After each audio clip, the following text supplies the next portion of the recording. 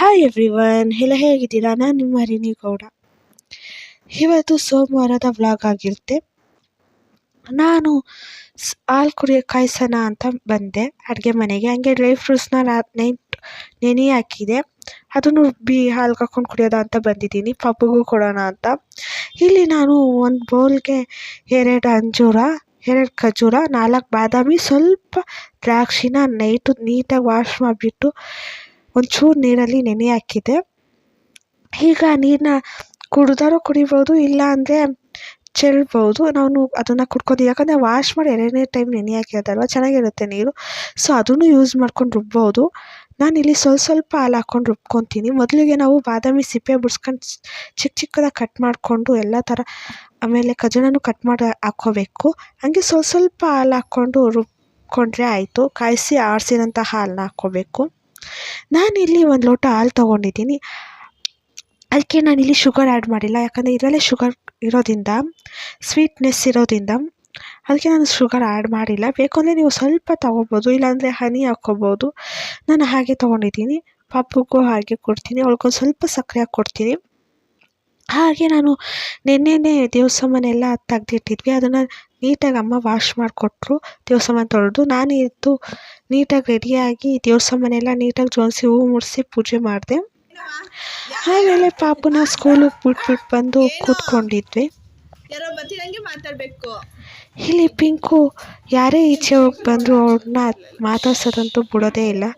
So ಅವಳನ್ನ ಸ್ವಲ್ಪ ಹೊತ್ತು ಕೂತ್ಕೊಂಡು ನೋಡ್ತಾ ಇದ್ವಿ.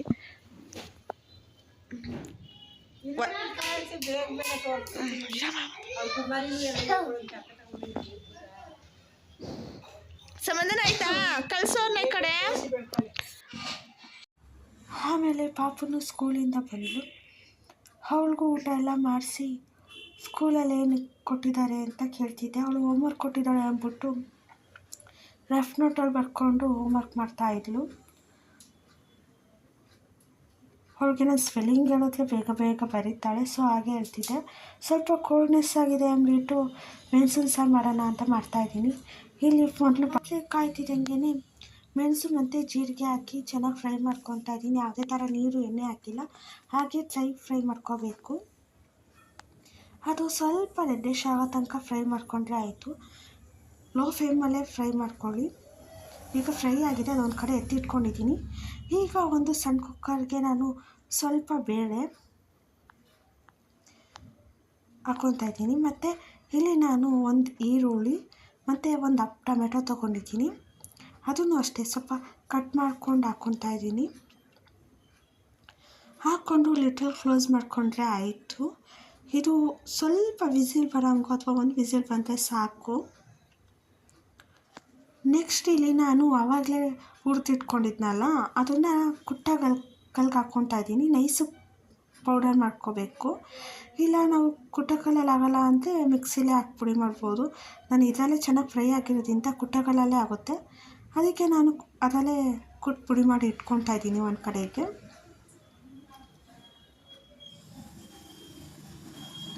ನೋಡಿ, ಈ ಥರ ನೈಸ್ ಆಗಿದೆ. ಇವಾಗ ನಾನಿಲ್ಲಿ ಒಂದು 4 ಒಣಮೆಣಸಿನ್ಕಾಯಿ, ಚಿಕ್ಕದು ಬೆಳ್ಳುಳ್ಳಿ ಮತ್ತು ಸ್ವಲ್ಪ ಕರಿಬೇವು ತೊಗೊಂಡಿದ್ದೀನಿ.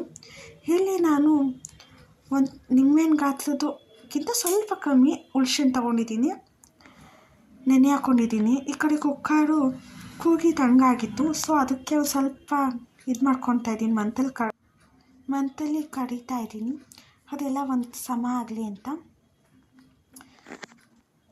ಬೇಳೆ ಎಲ್ಲ ಇದು ಮಿಕ್ಸ್ ಆಗಬೇಕು, ಸ್ವಲ್ಪ ಮೆತ್ತೆ ಆಗಬೇಕು, ಟೊಮೆಟೊ ಈರುಳ್ಳಿ ಎಲ್ಲ. ಅದಕ್ಕೆ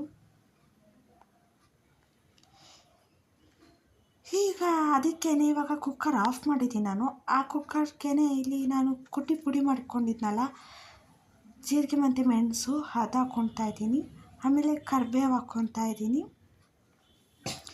ಮತ್ತು ಇಲ್ಲಿ ನಾನು ಹುಳ್ಸೆಹಣ್ಣು ಕಲಸಿ ಇಟ್ಕೊಂಡಿದ್ನಲ್ಲ, ಅದು ನೀರು ಮಾತ್ರ ಹಾಕ್ಕೊತಾ ಇದ್ದೀನಿ ಸೋಸಿ.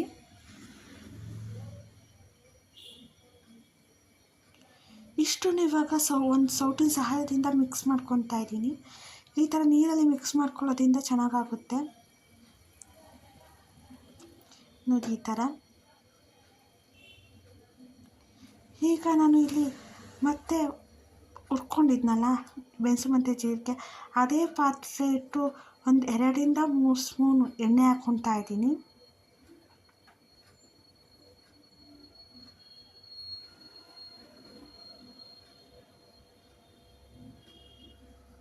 ಎಣ್ಣೆಯಲ್ಲಿ ಚೆನ್ನಾಗಿ ಕಾಯಬೇಕು.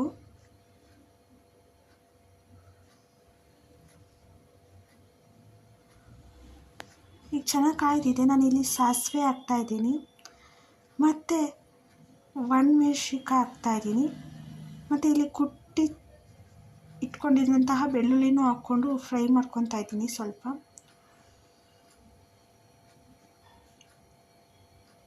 ನೆಕ್ಸ್ಟು ನಾವು ಅಲ್ಲಿ ಬೇಳೆ ಬೇಯಿಸ್ಕೊಂಡಿದ್ವಲ್ಲ ನೀರು, ಅದನ್ನು ಇದಕ್ಕೆ ಹಾಕ್ಕೊತಾ ಇದ್ದೀನಿ.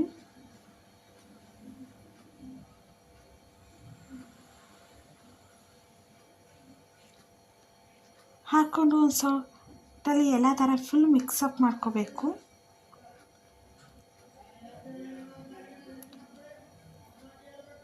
ನೋಡಿ ಮಿಕ್ಸ್ ಆಗಿದೆ. ಈಗ ಇದಕ್ಕೆ ಇವಾಗ ಒಂದು ಸ್ವಲ್ಪ ನೀರು ಆ್ಯಡ್ ಮಾಡ್ಕೊತಾ ಇದ್ದೀನಿ.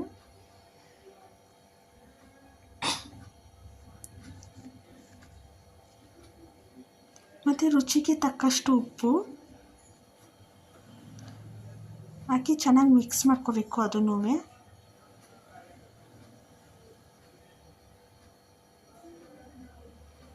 ಒಂದು 2-3 ಕುದಿ ಬಂದರೆ ಸಾಕು. ಈಗ ನಾನು ಸಣ್ಣ ಕಟ್ ಮಾಡ್ಕೊಂಡಿದ್ದಂತಹ ಕೊತ್ತಂಬರಿ ಸೊಪ್ಪು ಹಾಕ್ಕೊತಾ ಇದ್ದೀನಿ ಕುದಿ ಬತ್ತಿದಂಗೆ.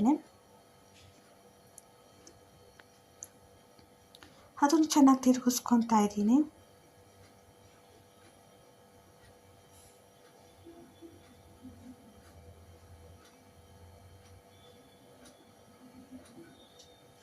ಇದು ಜ್ವರ ಬಂದಾಗ, ಶೀತ ಆದಾಗ ಇದರಲ್ಲಿ ಊಟ ಮಾಡಿದ್ರೆ ತುಂಬ ಒಳ್ಳೆಯದು. ಈಗ ನಾನು ಸ್ವಲ್ಪ ಅರಿಶಿನನೂ ಹಾಕ್ಕೊತಾ ಇದ್ದೀನಿ.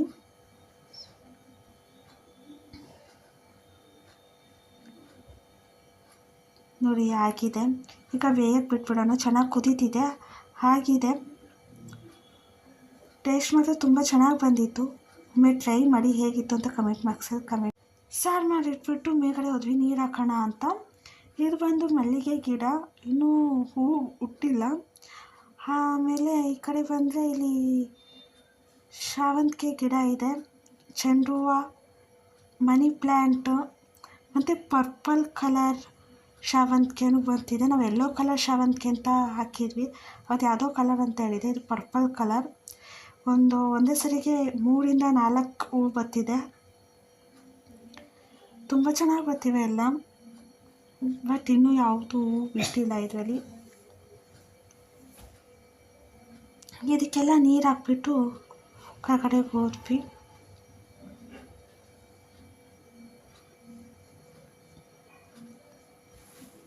ನಾನಿಲ್ಲಿ ಮೆಣಸಿನ ಸಾರಿಗೆ ಹಪ್ಪಳ ಹಾಕ್ಕೊತಾ ಇದ್ದೆ.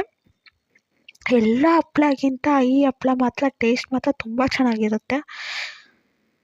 ನಾನಿಲ್ಲಿ ಉದ್ದಿನ ಹಪ್ಪಳನ ತವದ ಮೇಲೆ ಹಾಕ್ಕೊತಾ ಇದ್ದೀನಿ. ಚೆನ್ನಾಗಿರುತ್ತೆ ಟೇಸ್ಟ್ ಮಾತ್ರ, ಬಟ್ ಎಣ್ಣೆಗೆ ಹಾಕಿದ್ರೆ ಇನ್ನೂ ತುಂಬ ಚೆನ್ನಾಗಿರುತ್ತೆ. ನಾನಿಲ್ಲಿ ಹಾಗೇ ತವದ ಮೇಲೆ ಸುಟ್ಕೊತಾ ಇದ್ದೆ. ಇದು ಮನೇಲೇ ಮಾಡಿದ್ದು. ಒಂದು 5 ನಿಮಿಷ ಬೇಯಿಸಿದ್ರೆ ಆಯಿತು, ಆಗುತ್ತೆ ಬೇಗ. ಇದು ಬಸ್ಸಾರು ಮತ್ತು ಬೇಳೆ ಸಾರಿಗೆ ತುಂಬ ಚೆನ್ನಾಗಿರುತ್ತೆ. ನಾನಿಲ್ಲಿ ಮೆಣಸಿನ ಸಾರು ಹೇಗೆ ತಿನ್ನೋದು ಅಂತ ಹಂಗೆ ಹಪ್ಪಳ ಹಾಕ್ಕೊತಾ ಇದ್ದೆ. ಯಾರೆಲ್ಲ ನನ್ನ ವೀಡಿಯೋನ ಫಸ್ಟ್ ಟೈಮ್ ನೋಡಿದ್ದೀರಾ ಮತ್ತು ನೋಡ್ತಾ ಇದ್ದೀರಾ, ಇನ್ನೂ ಸಬ್ಸ್ಕ್ರೈಬ್ ಆಗದೆ ನೋಡ್ತಾ ಇದ್ದೀರಾ, ಪ್ಲೀಸ್ ಸಬ್ಸ್ಕ್ರೈಬ್ ಆಗಿ. ವಿಡಿಯೋ ಇಷ್ಟ ಆದಲ್ಲಿ ಲೈಕ್ ಮಾಡಿ, ಶೇರ್ ಮಾಡಿ. ಈ ವಿಡಿಯೋನ ಇಷ್ಟೊತ್ತು ನೋಡಿದ್ದಕ್ಕೆ ಥ್ಯಾಂಕ್ ಯು ಫಾರ್ ವಾಚಿಂಗ್. ನಾನು ನೆಕ್ಸ್ಟ್ ವೀಡಿಯೋದಲ್ಲಿ ಸಿಗ್ತೀನಿ. ಬಾಯ್ ಬಾಯ್.